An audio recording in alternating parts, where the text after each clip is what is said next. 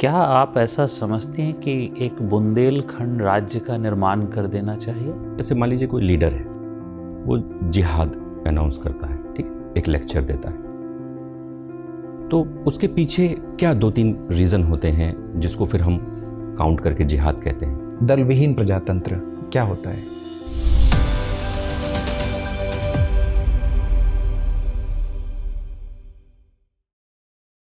May I come in, sir? Yes, come in. Good afternoon, sir. Good afternoon. Have a seat. Thank you, sir. So, your preferred medium of interview is? English. English. So, introduce yourself. Sir, my name is Farheen Zahid. I belong to Banda district of Uttar Pradesh. I have done my graduation in Electronics and Communication Engineering in 2016. And since 2017, I have been preparing for civil services examination. Apart from preparing for civil services examination, in my leisure time, I like to watch TV series on OTT platform, and also I like to stitch my own clothes. Okay, that's very fine. Farheen, Yes, sir. do you know about the Banda Estate?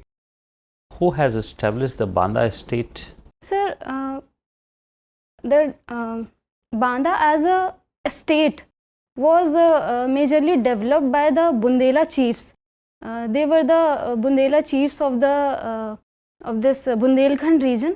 The Rajput kingdoms were established during the time of later Mughals, and also there are some historical evidences about the development of the Banda state with the name of Banda Nawab. He was Nawab Ali Bahadur. He is associated with Peshwa Bajirao too. Okay. So, Ali Bahadur was the in relation with the Peshwa Bajirao. Sir, Nawab Ali Bahadur was the son of Peshwa Bajirao and Mastani. And Mastani, very good.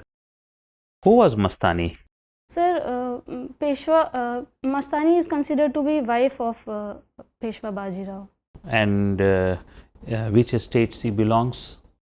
Sir, I think I need to read about Mastani more. Okay, no problem.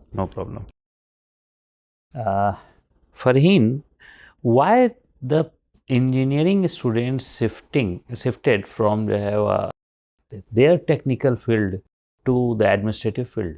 Why there is such kind of culture is emerging in these days? Sir, for this shift from the technical background, from the students belonging to technical background towards the administrative ones, I see 2 reasons majorly. The first reason is that the educational qualification which is required to be an administrative officer itself does not debar the engineering students to opt for civil services. And then the second thing is that the analytical abilities which we develop by pursuing our engineering degree, that helps in qualifying the exam. Moreover, towards the other side, if we see, there are more number of engineers, as we see around 33 lakh engineers graduate every year from India. However, the more number of jobs for the engineers are not being created. I think that can be one of the reason to opt for civil services examination also. Farheen, क्या आप ऐसा समझते हैं कि एक बुंदेलखंड राज्य का निर्माण कर देना चाहिए? Sir, creation of a Bundelkhand state, that is a very complex issue. However, if it is to be answered in yes or no, I would say we should not create a Bundelkhand as a separate state, because there are various regional issues in Bundelkhand which need to be tackled being a part of Uttar Pradesh itself. Because after creating Bundelkhand as a separate state, there will be more administrative problems, and there would be more problems of boundary disputes, as well as the resources which are being provided to Bundelkhand when it becomes a separate state. Separate state. Okay. Farheen जी, ये बताइए, have you heard about Tulgama technique? I'm sorry, sir. I think During Babur?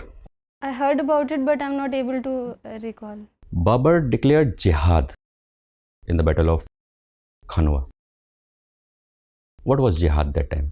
jihad in its literal meaning, it refers to the wars which are being declared for religious purposes, mainly to promote the interest of the largest sections of the people in that community. However, in the present context, the jihad has been used in more politically motivated way, and it is being continuously, it is being increasingly used by the unwanted elements in the society. जैसे मेरा जो main purpose है question का, कि जैसे मान लीजिए कोई लीडर है, वो जिहाद अनाउंस करता है, ठीक, एक लेक्चर देता है, तो उसके पीछे क्या 2-3 रीज़न होते हैं जिसको फिर हम काउंट करके जिहाद कहते हैं?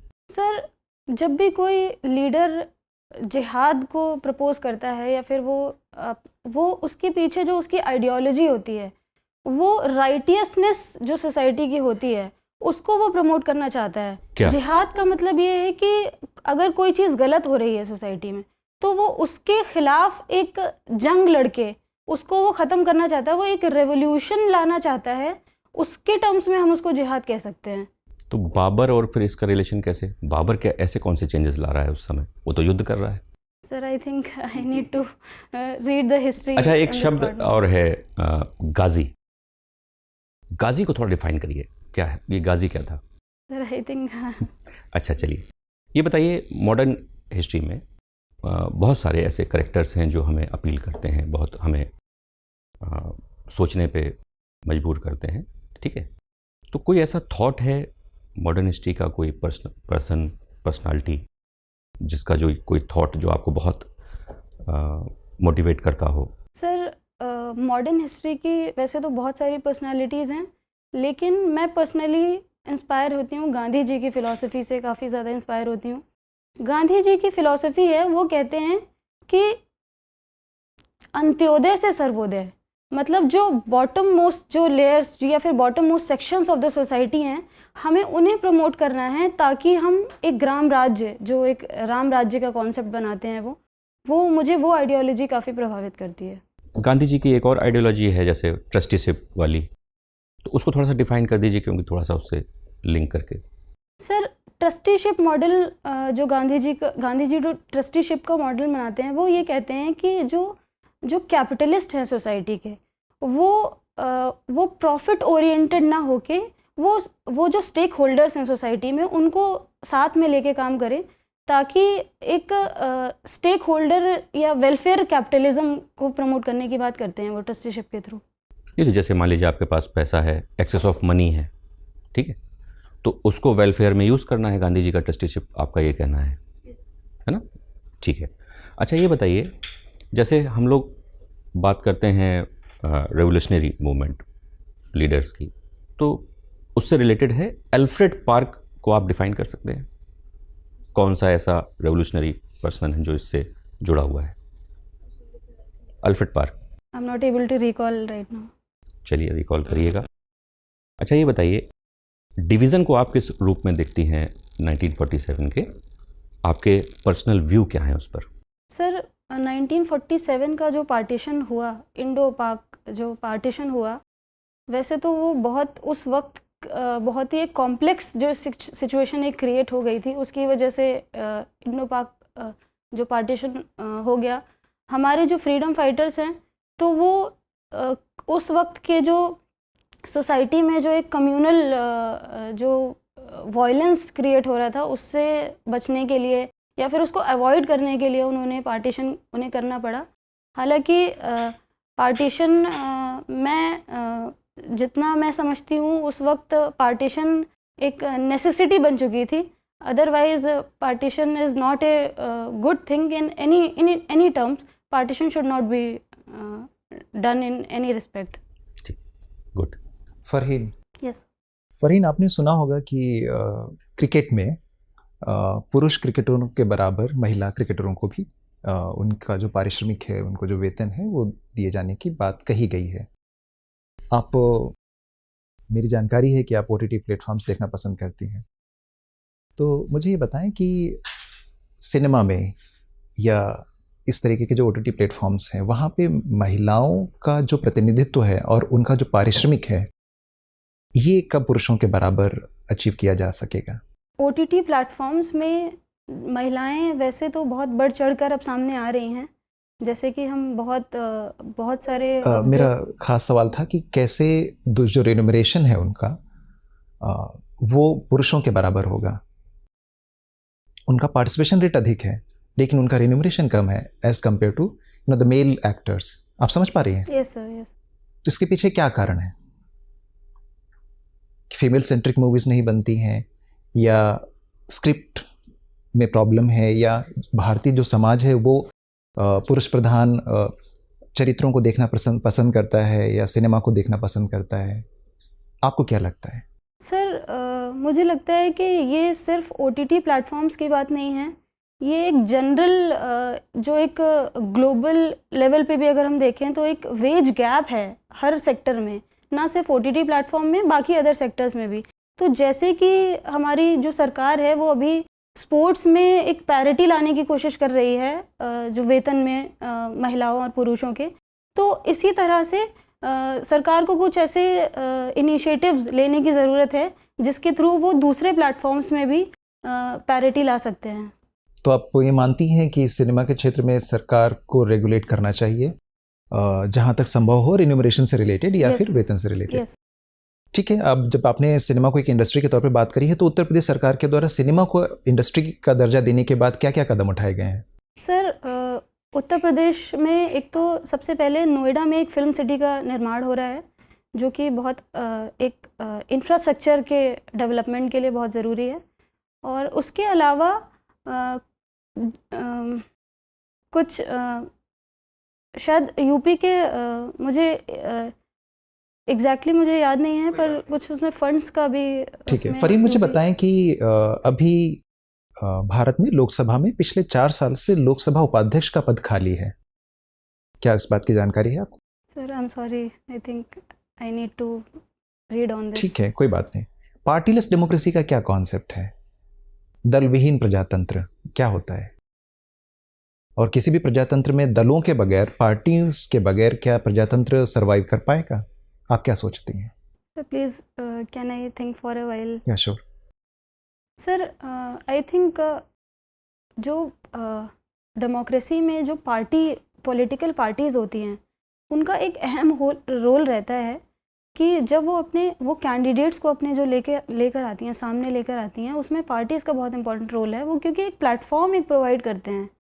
अगर हम पार्टीलेस डेमोक्रेसी की बात करें तो एक तो मेरे ख्याल से एक वहाँ पे इंडिविजुअल जो कैंडिडेट्स हैं उनका प्रचलन बहुत ज़्यादा बढ़ जाएगा। और इंडिविजुअल कैंडिडेट्स मुझे लगता है कि उसमें एक ऑर्गेनाइजेशन की मुझे उसमें कमी नज़र आती है इस संदर्भ में। ठीक है, मैं समझ पा रहा हूँ। फरहीन, आपका सब्जेक्ट क्या है? सर ऑप्शनल ज्योग्राफी है।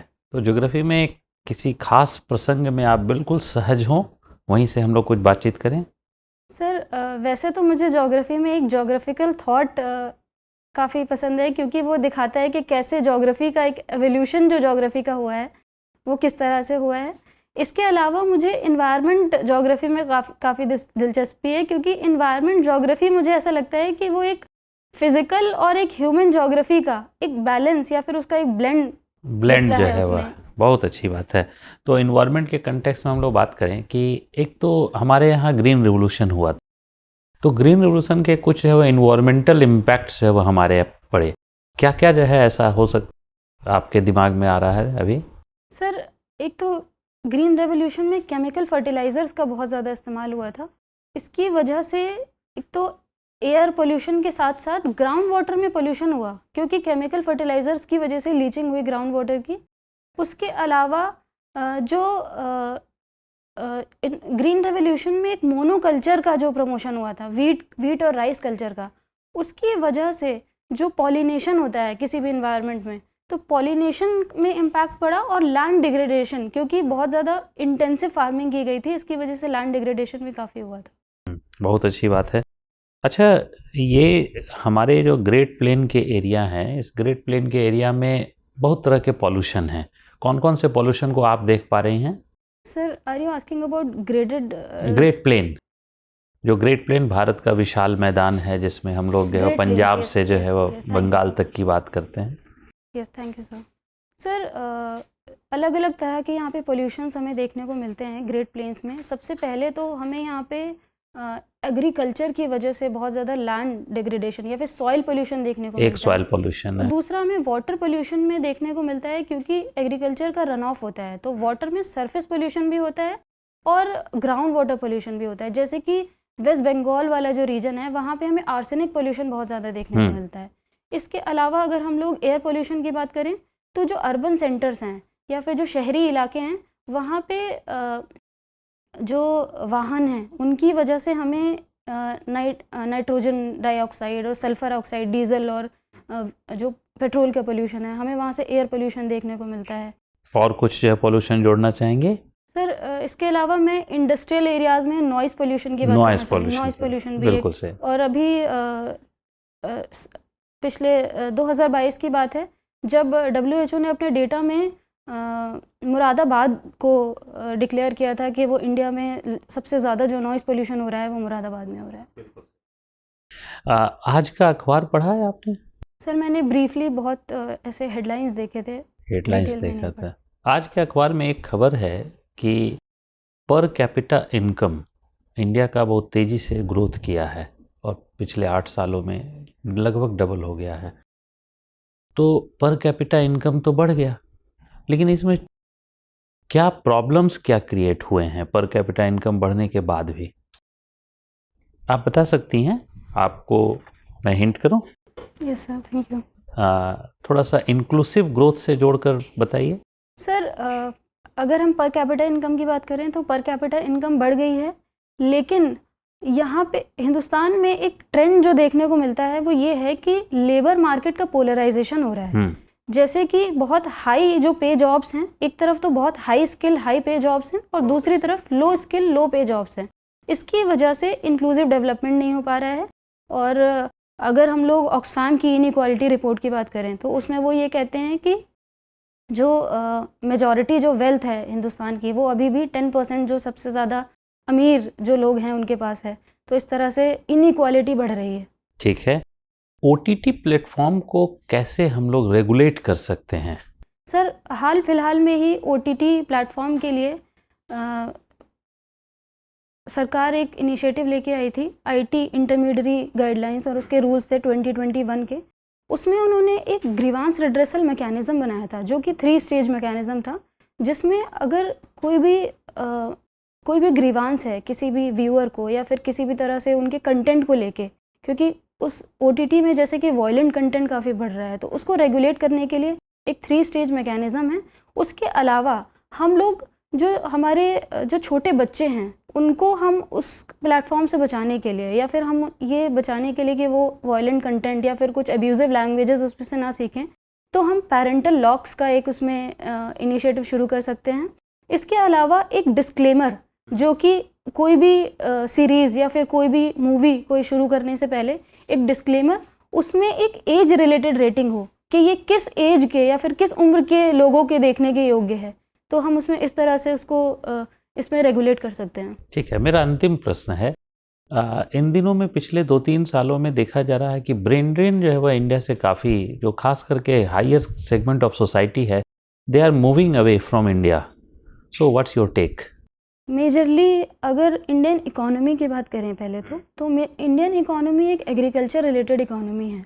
तो इसकी वजह से जो सर्विसेज सेक्टर या टर्शरी सेक्टर्स में भारत देश में जो एक ग्रोथ का जो प्रॉस्पेक्ट है वो इन दिनों अभी उतना ज़्यादा डेवलप नहीं हुआ है कंपेयर टू, अगर हम इसको वेस्टर्न कंट्रीज़ से कंपेयर करें।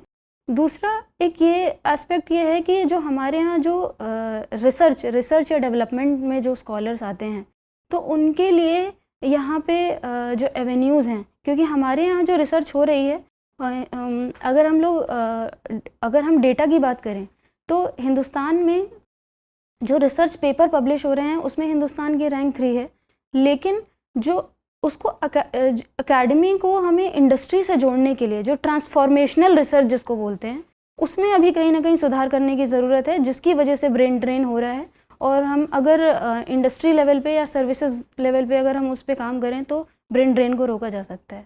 थैंक यू फरहीन, आपसे बात करके अच्छा लगा। Thank you. फीडबैक के लिए हम लोग बुलाएंगे आपको। Thank you. Thank you sir.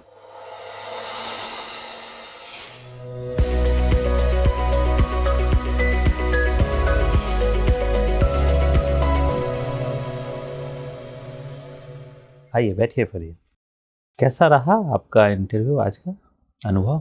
Sir ये मेरा इस इंटरव्यू के लिए पहला मॉक इंटरव्यू था। ठीक है। तो मुझे लगता है कि मुझे और ज़्यादा तैयारी करने की ज़रूरत है। इसके पहले आपने यूपी में दिया है इंटरव्यू? नहीं सर, ये मेरा यूपी का पहला इंटरव्यू है। यूपी का पहला इंटरव्यू है, अच्छा। तो और यूपीएससी में भी अनुभव है? यूपीएससी में सर मैंने 2021 में इंटरव्यू दिया था। ठीक है, क्या मार्क्स थे वहाँ? सर मुझे यूपीएससी में 165 आउट ऑफ 165 था। हाँ ठीक है, हाँ ठीक है। 165 मार्क्स जो है वह एक ठीक मार्क्स है, लेकिन जैसा हम लोग महसूस कर रहे हैं, जिस प्रकार आपका कैंडिडेचर है और जिस प्रकार आपकी पर्सनालिटी है, थोड़ा सा और अधिक जो है वह आप बहुत आसानी से ला सकती हैं, बहुत ही आसान है। और आई होप आप भी जो है वह समझ रही होंगी कि जो है वह आप इससे ज़्यादा के डिज़र्व करती हैं। तो इसमें हम लोगों ने भी जो है वह जो महसूस किया, उसमें कुछ चीज़ें जो है वह है, जैसे पहला तो एक सिटिंग पोस्चर आप और थोड़ा कंफर्टेबल कर सकती हैं। थोड़ा जो है वह पीछे जाकर बैठिए, हाँ थोड़ा और पीछे जो है जाइएगा ना, हाँ हाँ बस, दैट्स गुड। अब बताइए, तो आप खुद ज़्यादा सहज लग रहा है ना, अच्छा फील हो रहा होगा? थोड़ा ज़्यादा कॉन्फिडेंट भी फील हो रहा है। कॉन्फिडेंट फील होता है। देखिए इस जगह पर बैठने के बाद जो है ना, अंदर इंटरनल कॉन्फिडेंस अगर आ जाता है तो परफॉर्मेंस जो है इन्हांस हो जाती है। तो एक तो जो है वह ये है, ठीक है। दूसरा जो है वह कि होपफुली जो है वह अटायर जो है आप क्या रखेंगी?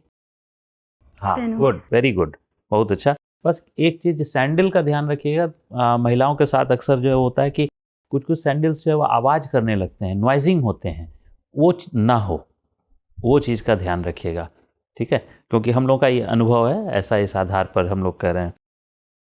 और बाकी जो आपका पोस्चर वगैरह था वो सब बहुत ही अच्छा है, इंटीग्रिटी बहुत अच्छी है, you are a honest candidate. Definitely हम लोग के जो कंटेंट के लेवल पे, चूँकि आपके पास ज़्यादा समय नहीं है, इसलिए 2-4-5 जो है वह बिंदु पर जो सुझाव हैं, जिसमें आप जो है वह देखिए 3-4 घंटा थोड़ा कंफ्यूजन को जो है वह आप देख लीजिए, और उसमें जो वुमेन सेंट्रिक है ना, उसको थोड़ा सा जो है वह देखिए, एफआर वगैरह के, ठीक। और उसके बाद अगर वहाँ पर आप इन्वायरमेंट बोलना है तो इन्वायरमेंट रिलेटेड भी जो है वह हमारे कुछ जो है वह जो प्रोविजंस हैं उसको भी आप थोड़ा देख लीजिए, फॉरेस्ट वगैरह वाला जो है ये। इसके अलावा जो है वह यूपी से संबंधित इंफॉर्मेशन हम लोगों ने नहीं पूछा, लेकिन यूपी का आपको जो है वह थोड़ा जानना चाहिए, और पार्टिकुलरली जो है यूपी के फैक्चुअल्स जो है इंफॉर्मेशन, इसके डिस्ट्रिक्ट्स, इसके मंडल, अंचल वगैरह जितने भी हैं, या फिर उसके सराउंडिंग जो है वह जो डिस्ट्रिक्ट्स होते हैं, जैसे नेपाल के साथ कितने सीमा बनाते हैं ये। और उसके बाद फिर जो है जो वुमेन सेंट्रिक प्रोग्राम जो है वह है यूपी का, और थोड़ा सा सेंट्रल गवर्नमेंट का भी वुमेन सेंट्रिक प्रोग्राम, ठीक है ये। और इसके बाद जो है वह आप थोड़ा ग्लोबल जो इन्वेस्टर मीट हुई है उसका भी जो है वह आप कर लीजिए, और G20 के को लेके थोड़ी तैयारी करिए। G20 जो है वह वहाँ पर आ रहा है, और एक थोड़ा लैंड रेवेन्यू से संबंधित कुछ टर्मिनोलॉजी पूछ दे रहे हैं, जैसे एग्जाम्पल के तौर पे खसरा खतियान क्या है ये, क्योंकि ब्यूरोक्रेसी में जाकर आपको वही काम करना है। तो ये सब चीज़ें थोड़ा सा जो है आप देख लीजिए। Rest everything is not only fine, it is superb. Thank you sir. तो हम लोग की शुभकामनाएं हैं। आपके पास कोई क्वेश्चन है तो बताइए। सर मुझे एक डाउट ये था, क्योंकि यूपी में मुझे पता चला है कि वहाँ पे name of the candidate should not be disclose. बिल्कुल नहीं। तो जैसे कि आपने मुझसे इंट्रोडक्शन के लिए पूछा था, तो मैंने आपको अपना नाम भी बताया था। जब अगर वहाँ पे मुझसे वो इंट्रोडक्शन के लिए आपको कोड नंबर जो है वह दिया जाएगा, आप वो कोड नंबर जो है बोल सकती हैं, या XYZ, my name is XYZ, ठीक है। ये सबसे अच्छा, सबसे सेफ जो होता है वो यही होता है। Okay sir. ठीक। और तब जो है उसके बाद जो है तो डिस्ट्रिक्ट के बारे में वो पूछ देते हैं कि आप जो है किस होम डोमिसाइल जो है आपका कहाँ का है डिस्ट्रिक्ट का, तो वो पूछ देते हैं। लेकिन नेम तो खैर डिस्क्लोज कभी नहीं होगा, किसी भी कैंडिडेट का नहीं होता है। ठीक है, आपको अपनी तरफ से भी नहीं करना है। ठीक है, और जैसा आपने जो है परमिशन मांगा, बैठी, थैंक यू बोला, ऐसा ही एटिक्वेट वहाँ भी जो है फॉलो करना। यस। ठीक है, यस। ठीक है, best wishes. Thank you sir. Thank you sir.